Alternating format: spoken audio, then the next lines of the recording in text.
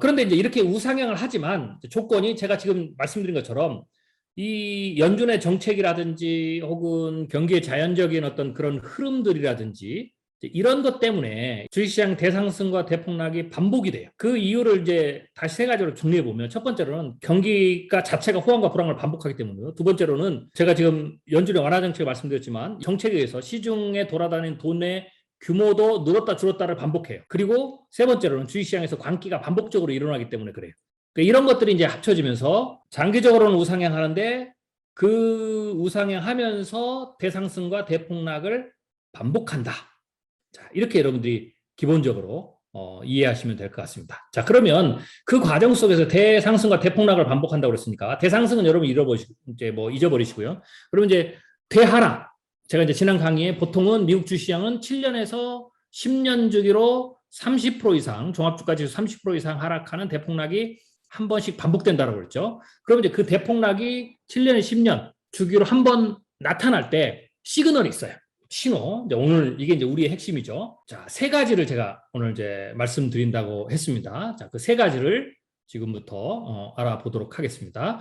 첫 번째 조건은요, GDP입니다. GDP. 그래서 GDP가 하락을 하면 주가가 같이 하락을 해요. 지금부터 보여드린 자료는 1940년 이후부터 현재까지의 미국 주식시장 주가 흐름하고 다우지수하고 그리고 경제성장률의 관계예요. 지금 여러분 보고 계신 건 1940년, 1960년대 거고요. 회색 박스로 친 게 하락입니다. 하락. 그리고 여기 보시면 이게 이제 다우지수죠. 그리고 이게 지금 미국의 경제성장률입니다. 경제성장률이에요. 보시면 제가 화살표로 표시해 놨죠. 경제성장률이 내려갈 때에 주가는 하락했어요. 경제성장률이 올라가면 올라가죠. 다시 내려가니까 어떻게 됩니까? 주가가 하락을 하죠.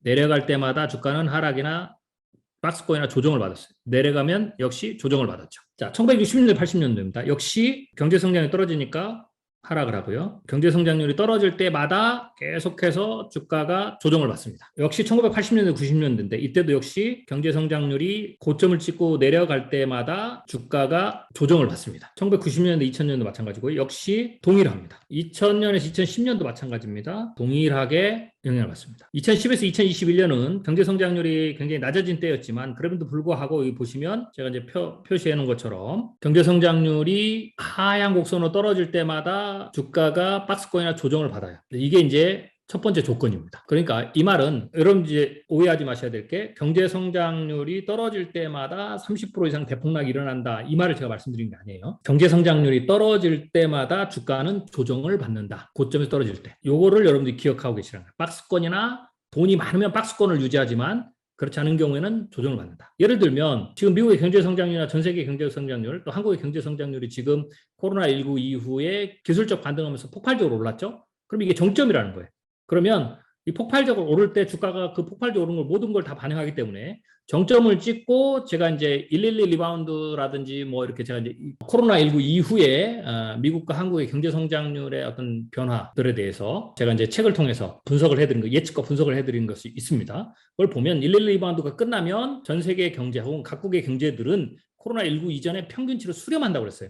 그럼 이제 수렴하는 게 사실 수렴하는 것 자체, 수렴했다 하더라도 그거는 사실 낮은 경제 성장률은 아니에요. 그런데 주식시장의 특성상 늘 보시면 알겠지만 제가 지금까지 1940년대 이후부터 보여드렸죠. 고점을 찍고 내려오면 주가는 반드시 그 내려오는 구간마다 박스권 조정이나 하락장을 본다라는 거예요. 자, 이게 첫 번째 조건입니다. 두 번째 조건은요, 기준금리와 주식시장이에요. 기준금리와 주식시장. 결론을 말씀드리면 기준금리 긴축을 할 때마다 주식시장이 조정을 받아요. 이 말은 제가 이제 첫 번째에서 경제성장률이 떨어질 때마다 혹은 경제성장률이 하향 추세로 내려갈 때마다 주가가 박스권이나 조정을 받는다고 그랬는데 이런 질문을 던질 수가 있죠. 그게 경제성장률 때문이냐 아니면 다른 이유 때문이냐. 다른 이유 중에 하나가 이제 긴축이거든요.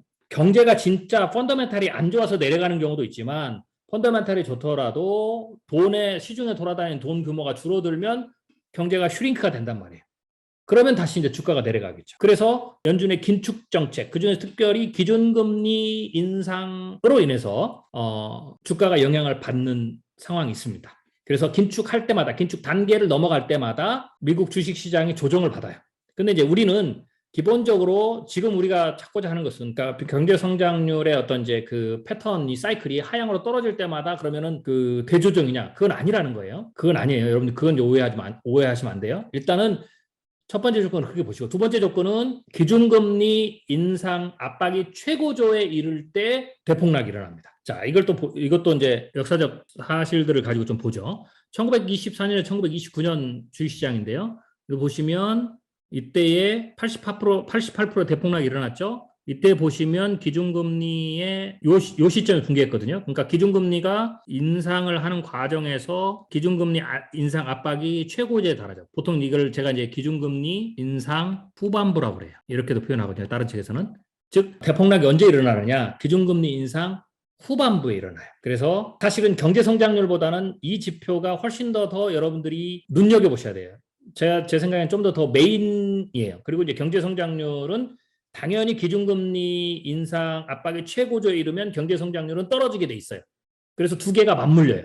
즉, 다시 말씀드리면 대폭락은 언제 오느냐라고 했을 때 경제 성장률이 오르락내리락하는 사이클이 계속 10년 동안 여러 번 반복이 되는데 그 가운데서 반복될 때마다 주가는 조정을 받거나 기술적 조정을 하거나 박스권을 가거나 대조정 받거나 하는데 이게 우리가 이제 예측하고자 한 초점의 포커스는 대폭락이잖아요. 그러면 그 대폭락은 경제 성장률이 하락하는 사이클로 접어드는 시점에서 기준금리 인상 압박이 최고조에 이를 때 대폭락이 온다. 이렇게 보시면 돼요. 즉 경제 성장률 하락과 기준금리 인상 압박 최고조 시점이 두 개가 맞물리는 그 교차 시점, 맞물리는 시점이 대폭락 시점입니다. 그게 확률적으로 제가 보기에는 이게 확률적으로는 거의 8, 90% 이상 그렇게 보시면 됩니다. 그 다음에 1954년에서 1965년도 보시면 이때도 기준금리 인상에서 압박 최고조에 이를 때 대폭락이 일어났고요. 그 다음에 이때도 역시 기준금리 인상 쭉 내려오지만 단기적으로 이 구간에서 기준금리 인상이 정점에 올랐을 때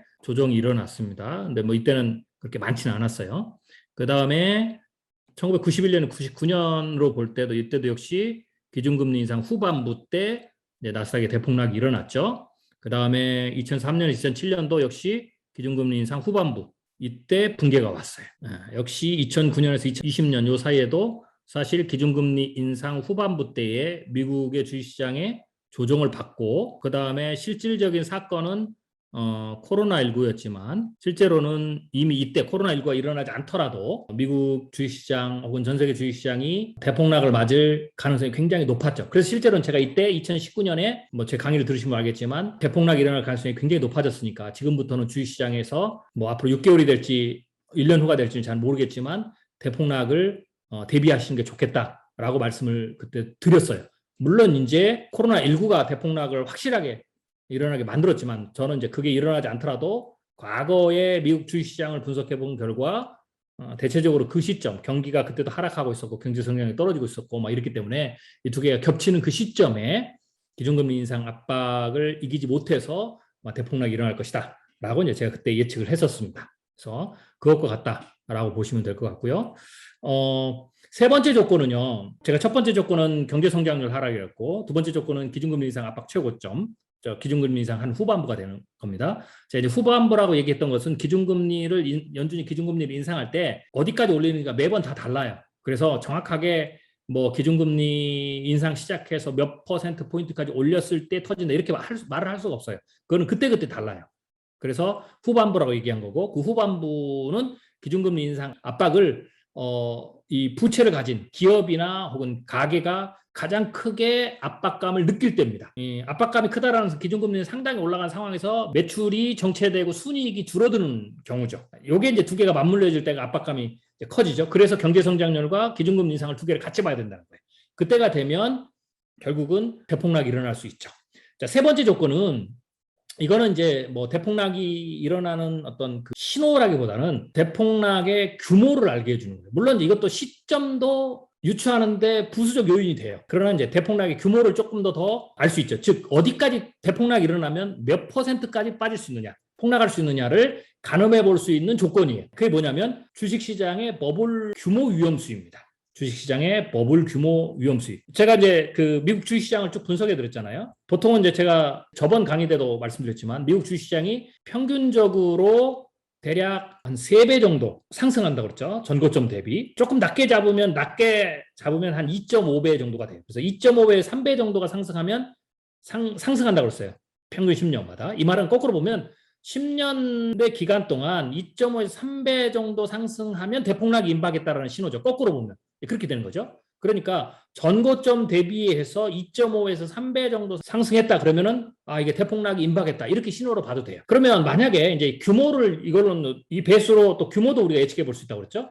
만약에 평균적으로 2.5에서 3배인데 10년 동안 만약에 이거보다 더 많이 상승했다. 그럼 어떻게 될까요? 다음번 대폭락의 규모는 더 커지는 거죠. 10년 동안 상승하는 게 좀 적었다. 그럼 어떻게 돼요? 버블 폭락 규모도 적은 거예요. 예를 들면 2000년 닷컴 버블 붕괴 때 나스닥 종합지수가 81% 하락했거든요. 그러니까 이렇게 엄청난 규모로 이제 나스닥이 폭락한 이유가 뭐냐? 간단합니다. 닷컴 버블 붕괴 직전까지 10년 동안 나스닥 지수가 21배 폭등했거든요. 21배나 폭등했어요. 그러니까 떨어질 때 81% 폭락한 거죠. 그러면 앞으로 향후에 나스닥이라든지 다우가 뭐 80% 정도 폭락하면 3배수짜리는 99.7% 폭락하는 거잖아요. 그러면 그게 앞으로 올 수 있느냐 없느냐는 뭘 보면 돼요? 나스닥 지수가 전고점 대비 지난 대폭락 이후에 전고점 대비 얼마나 올랐느냐 이걸 보면 돼요. 그냥 80% 이상 폭락하지 않아요. 갑자기 어느 날은 이게 막 랜덤하게 10년에 한 번 여름에는 대폭락이 오는데 그냥 랜덤 하는 거죠. 뭐 지난 10년은 30% 터졌으면 이번에는 랜덤하게 했더니 뭐 한 40% 터지고 다음번 대폭락에는 뭐 그냥 아무런 이유 없이 랜덤하게 80% 터지고 이렇게 터지지 않아요. 많이 오르면 많이 터지는 거예요. 10년 동안 많이 오르면 많이 떨어지는 거고 적게 오르면 적게 떨어지는 거죠. 그러면 앞으로 다가오는 대폭락이 30%짜리가 될 것이냐, 40%짜리가 될 것이냐, 50%짜리가 될 것이냐, 아니면 80%짜리가 될 것이냐는 뭘 보면 알아요? 지난 대폭락 이후부터 다음 대폭락 때까지 얼마나 오르느냐죠. 이게 대폭락의 규모를 가늠하는 거예요. 그리고 대폭락이 오는 시점은 평균적으로 지난 전고점 대비 2.5에 3배 이상 상승했다. 그러면 대폭락을 준비하는 게 좋다라는 거죠. 자, 정리해 볼게요. 자, 대폭락이 임박했다라는 신호를 우리가 캐치하는데 여러 가지가 있습니다. 이것 말고도 굉장히 많아요.